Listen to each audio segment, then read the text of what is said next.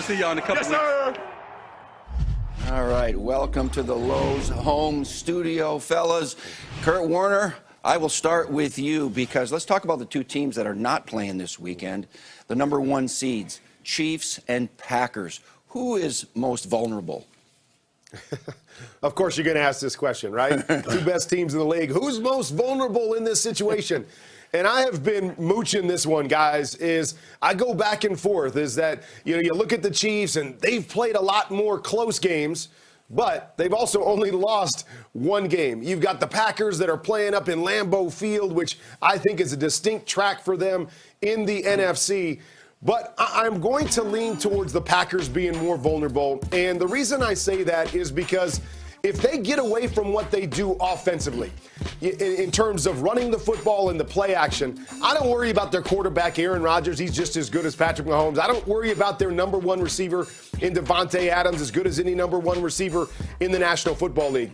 But I look beyond that. If they've got to play drop-back football, I look at the weapons beyond Davante Adams on the outside and say, okay, who's going to beat me? Who's going to be able to carry me on the outside? When I look at the Chiefs, you're going to have Patrick Mahomes, and then you've got so many other guys that can step up and make big plays if one guy's not showing up and playing really well. So because of that, I'm going to get the slight advantage, or I'm going to say that the Packers are a little bit more vulnerable.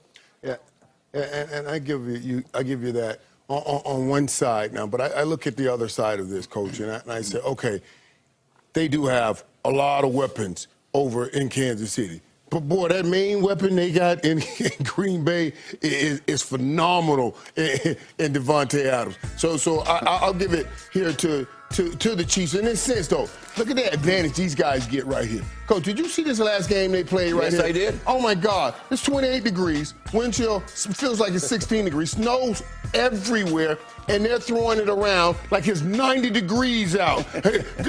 Aaron Rodgers throws for 231 yards, 4 touchdowns. Davante Adams, he goes for 142 yards. I was like, oh, my God. No team in the NFC wants to play in that. But the teams in the AFC, they can play in Kansas City weather. Those teams are used to cold. The Bills, the Pats, the Ravens, Tennessee, the Browns, they're used to cold. So that advantage they don't have. Okay, well, I look at both of these teams who know how to win, but how do they win? How have they gotten to this point?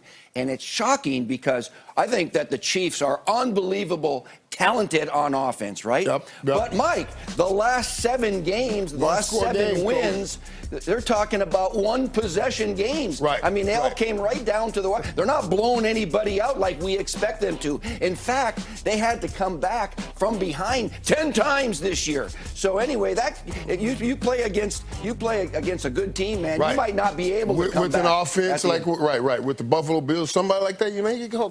Both these teams are excellent teams. Yeah, they are. Right? You got to have a little bit. Rich, they're both good. They're both good. Take it away. Okay, we just figured we'll just revisit this old tweet from 7 years ago. Man, when we played in that cold weather, we was cold.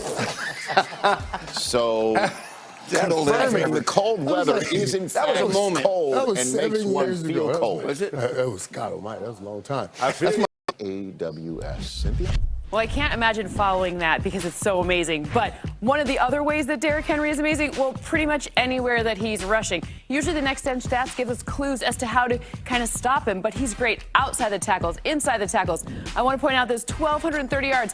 Only Dalvin Cook has more total rushing yards. So, Coach, how would you plan on stopping if you were the Ravens? You know, this is ridiculous because outside the tackles, usually that's reserved for the fast guys, right? Speed guys. And he's a downhill runner? No. This big dude at 250 is also fast. But you remember he had 195 yards against the Ravens and knocked them out of the playoffs last year. So what did they do? They went out and got a couple more players, right? Calais Campbell, Pro Bowler, and Yannick Ngakoue, a couple of stout guys in there. So they're much better on defense. And they did that so they can stop that guy. And we'll see if that works today.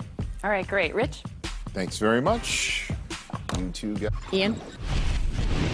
Well, Stacey, it's amazing to think the Saints have achieved a 2 seed and done everything they've done this season while barely being full strength basically the entire year. They are at full strength right now. You mentioned Alvin Kamara, who went on the COVID-19 reserve list. on January 1st is officially going to be cleared this morning. Now, he has been working out on his own, getting ready, make sure he is up to speed.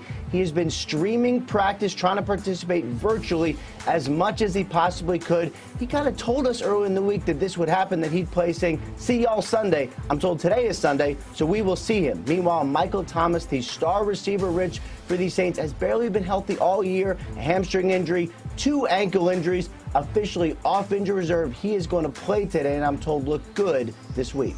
Okay, so looks like the Saints are going to be full strength right there. And as always, we ask you to post you getting ready for your game day using the hashtag of Lowe's Home Cam. And Bills Mafia in this particular photograph still celebrating yesterday's big playoff wild card weekend opening victory for the Buffalo Bills.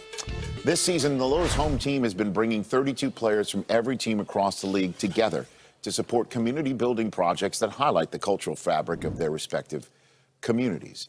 The Ravens' Lamar Jackson is partnering with Lowe's and the United Way of Central Maryland, for instance, to create a playground and indoor mural for a local family center.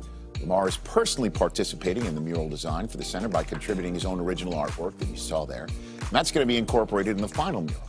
The Family Center has received several additional updates and plans to open this coming spring. Lamar's home team project, part of a larger $2 million commitment from Lowe's to revitalize neighborhoods in southwest Baltimore. Good on all of those great folks there in Baltimore. And, of course, with Lowe's. So, how's Baker going to fare without Kevin Stefanski in his ear dialing it up? That's how we kick off our second segment of our second day of Wild Card Weekend on NFL Game Day morning. There I am. NFL Game. Kurt, this is the topic that's been dominating the game from the Browns' perspective all week long. The fact that Kevin Stefanski, who's COVID positive, and we hope is convalescing well, will not be there tonight. And it's going to be Alex Van Pelt calling the plays and in Baker Mayfield's ear. What do you think the significance of this is?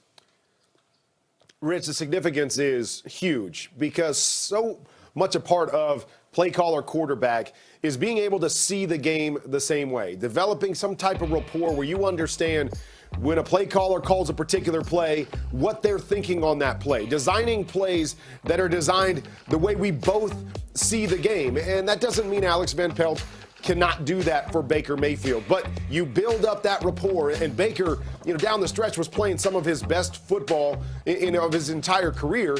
So I worry about this because we all have tendencies, no matter who we are, to go, oh, if I'm a play caller, I'm going to lean towards the pass first. This is a team that is a run-first team, needs to live off of play action specifically today. So something to see if that bears out is you got to find that balance. Can they find it this quickly? Then, of course, the question for the Steelers is how to evaluate them after starting 11-0 and then losing 3 straight, a losing streak that almost stretched to 4, if not for a huge second half against Indianapolis. And they eventually won that one, leading into a Week 17 game where they rested Big Ben and T.J. Watt and Pouncey. So the question is what type of